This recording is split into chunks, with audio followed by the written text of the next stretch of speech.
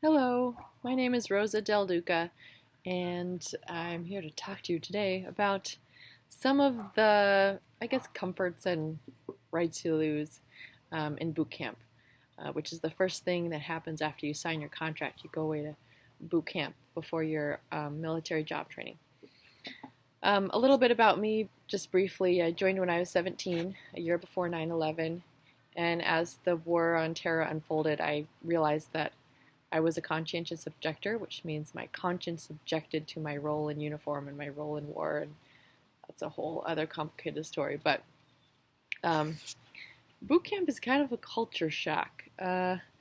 You get there and they pack up all your civilian belongings, like everything you thought you were going to bring to boot camp. A lot of it has to get locked up.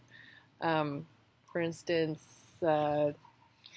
scented tampons, perfume, any kind of books. You can't have a diary or colored pens, nail polish, makeup. They take away your phone, of course. Um, Even bras that aren't sports bras in natural colors, like, or black or gray or brown. Um, Underwear too that's colored. They lock that all away in your civvy bag, your civilian bag, for the duration of boot camp. If it's still running like it did when I went through, you get one phone call a week, either on Saturday or Sunday. There's payphones there that you have to buy a phone card for, and you get 10 minutes because everyone's in line waiting to talk to their families.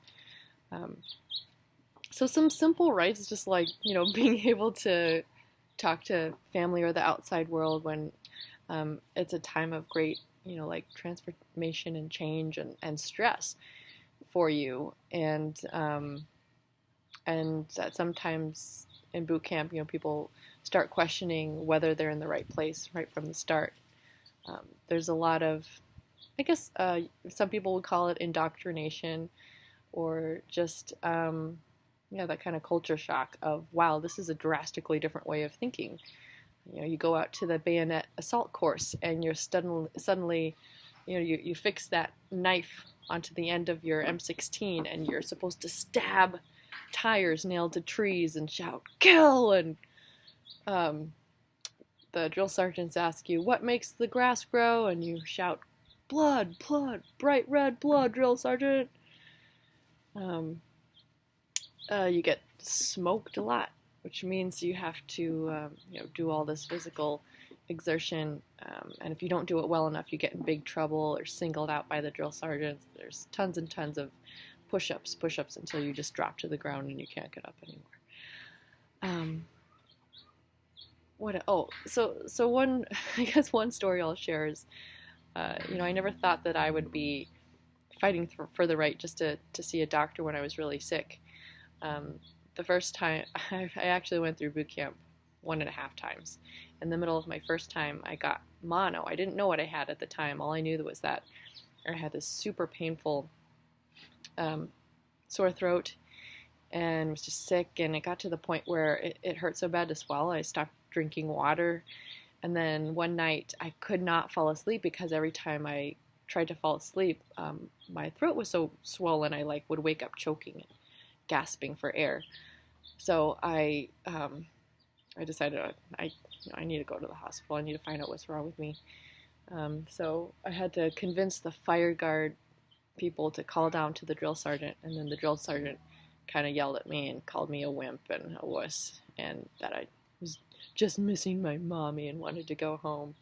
But I stood my ground and finally got taken to the hospital, where they found out not only did I have mono, but I had an enlarged spleen that could rupture if I continued training. So they sent me home right away and put me on IV, and I was severely dehydrated and stuff.